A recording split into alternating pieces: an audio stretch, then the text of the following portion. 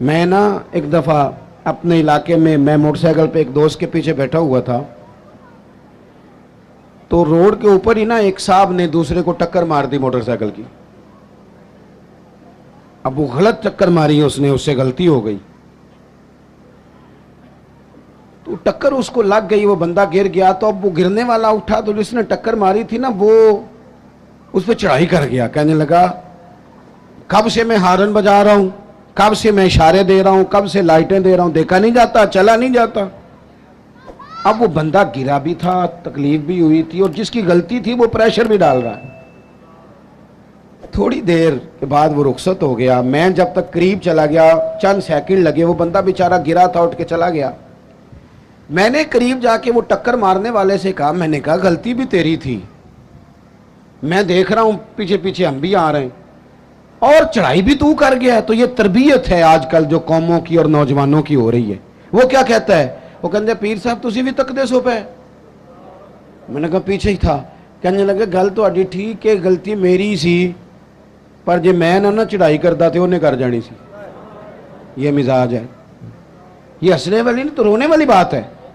جب قوموں کی تربیت اس طرح کی ہونا کہ ماننا نہیں، چڑھائی کرنی ہے، غلط بھی ہے تو چڑھائی کرنی ہے، جھوٹے بھی ہیں تو چڑھائی کرنی، دھونس اور دھاندلی کے ساتھ، روب کے ساتھ بات منوانی، پھر قوموں کی تربیت نہیں ہوتی۔ رسول پاک صلی اللہ تعالی علیہ وآلہ وسلم نے اپنے صحابہ کو جو مزاج دیا ہے، سکون کس چیز میں ہے کہ انسان اپنے آپ کو پیش کر دے۔ پتہ ہے کیمرے لگانوں سے جرم نہیں ختم ہوتے، اگر کوئی جرم سے آشنا ہو جائے نا، میں نے کرنا نہیں، پھر ختم ہوتا ہے۔ میں آپ کو ایک مثال دیتا ہوں، اگر آپ کی سمجھ میں بات آ جائے تو۔ گوشت کسی نے آپ کو کھانے کو دیا اور آپ کھا رہے تھے، 2-4 لقمے آپ نے کھائے، بڑا مزہ آیا، پھر کسی نے نا بڑا مزہ آیا، لذیذ لگا آپ کو کھانا، پھر کسی نے کان میں کہہ دیا یہ صدقے کا ہے۔ میری طرف دیکھو، منہ میں ذائقہ بدل جاتا ہے کہ نہیں؟ کیا ہوا ہے؟ مسالے بدل گئے؟ چلیں اس سے بھی آگے کی بات کرتے ہیں۔ کسی نے آپ کے کان میں کہہ دیا کہ یہ تو جانور بیمار تھا، یہاں ذبح ہی نہیں ہوا تھا، حرام کھا رہے ہیں آپ، تو الٹیاں شروع ہو جاتی ہیں کہ نہیں؟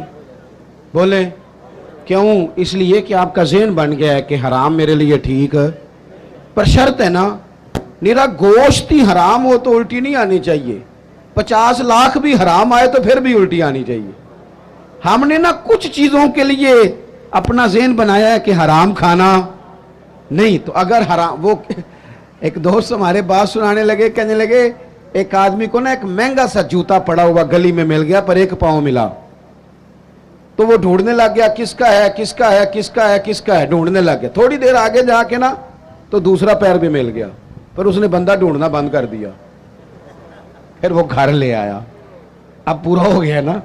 اس طرح کا تقوی نہیں، آپ وہ شریعت کے ہر حرام کو حرام سمجھیں، شریعت کے ہر حرام کو۔ وہ ہم نے 2-4 مسئلے اپنی مرضی کے یاد کیے ہوئے ہیں۔ ہر مرد کو یہ مسئلہ آتا ہے کہ 4 شادیاں جائز ہیں، آتا ہے نا، اور بھی تو بڑا کچھ جائز ہے نا، لیکن اس طرف کیوں نہیں توجہ؟ قرآن مجید کہتا ہے فَتُؤْمِنُونَ بِبَعْضِ الْكِتَابِ وَتَكْفُرُونَ بِبَعْضٍ، کتاب کے بعض حصے کو مانتے ہو، بعض کا انکار کرتے ہو۔